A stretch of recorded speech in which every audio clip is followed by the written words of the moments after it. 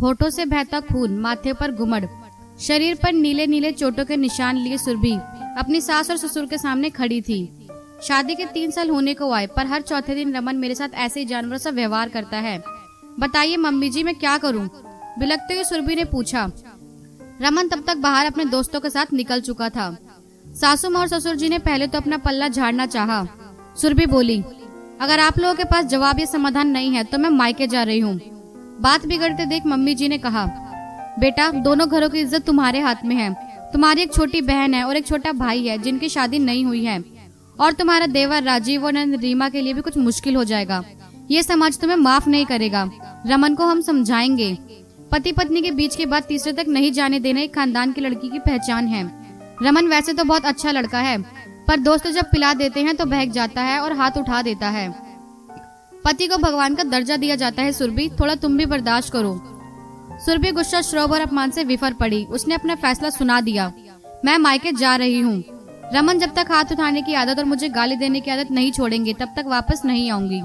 और सुरभि निकल गई।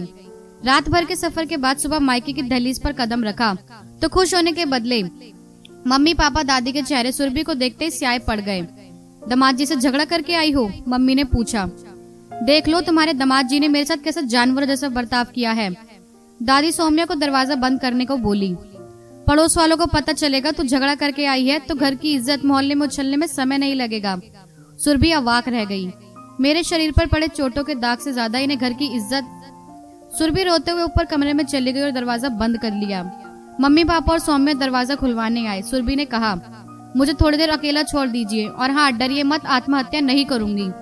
सुरभि अतीत में चली गई। बचपन का सहपाठी नमन से कब दिल के तार जुड़ गए पता ही नहीं चला। घंटों दोनों एक दूसरे से बातें करते, देश दुनिया पढ़ाई सहपाठी ना जाने कितने विषय थे। गोरी लंबी दुबली पतली लंबी चोटी वाली सुरभि की आंखों में एक अजीब सी कशिश थी। नमन भी आकर्षक व्यक्तित्व का गंभीर मधुवृषि लड़का था। जब नमन कोलकाता सीए की पढ़ाई करने जाने लगा तो महसूस हुआ एक दूसरे के बिना रहना मुश्किल है। नमन मारवाड़ी और मैं ब्राह्मण परिवार की लड़की। रिश्ते के लिए सहमति थोड़ी कठिन थी पर असंभव नहीं थी। नमन ने मुझसे वादा किया था, शादी तुमसे ही करूंगा वरना अकेले ही रहूंगा। पीजी के एग्जाम खत्म होने के बाद पापा ने कहा, कल शाम को तुम्हें लड़के वाले देखने आ रहे हैं, अच्छे से तैयार हो जाना। मैंने पापा को अपने और नमन के बारे में बताया। पापा भड़क गए। घर खानदान की इज्जत की दुहाई देने लगे। अंत में कहा, मैं आत्महत्या कर लूंगा। दूसरी जाति में शादी मेरे जीते जी संभव नहीं है। मम्मी और दादी मेरे सामने हाथ जोड़ने लगी। मेरे सुहाग को मत छीनो, मेरे बेटे को मत मारो सुरभि, अपने भाई और बहन का मुंह देखो, इनकी जिंदगी बर्बाद हो जाएगी। और मैं रमन की पत्नी बनकर उसके घर आ गई। नमन के बारे में सोचती तो आंसू नहीं रुकते। कहीं से रमन को मेरे और नमन के बारे में पता चल गया। हमेशा ताने देने लगा। यार की याद आ रही होगी, कहाँ तक आगे बढ़ गई थी यार के साथ। हाथ तो पहले भी उठाता था, अब और बढ़ गया था। मायके जाने की मनाही कर दिया। 3 साल हो गए मायके गए हुए। मेरी सहेली फोन पर बताई थी, नमन अहमदाबाद में नौकरी कर रहा है। घर में ऐलान कर दिया है शादी की चर्चा ना करे, मैं कभी शादी नहीं करूंगा। धीरे धीरे मोहल्ले में मेरे आने की खबर हो गई। काम वाली ने सबको बता दिया। कानाफूसी होने लगी। झगड़ा करके आई है, 2 महीने हो गए, कोई आया नहीं ससुराल से। घर का माहौल बहुत बोझिल हो चुका था। मम्मी पापा दबाव बनाने लगे वापस भेजने के लिए। रमन बोला, सबके सामने पैर पकड़ के माफी मांगे फिर वापस आएगी। चोरी और सीना जोरी। इसी कश्मकश में 5 महीने गुजर गए। मैंने अपनी दोस्त जो वकील थी उसके साथ बात करके चुपके से तलाक का मुकदमा दायर कर दिया। रमन के पास नोटिस गया तो उसने मेरे पापा को फोन किया।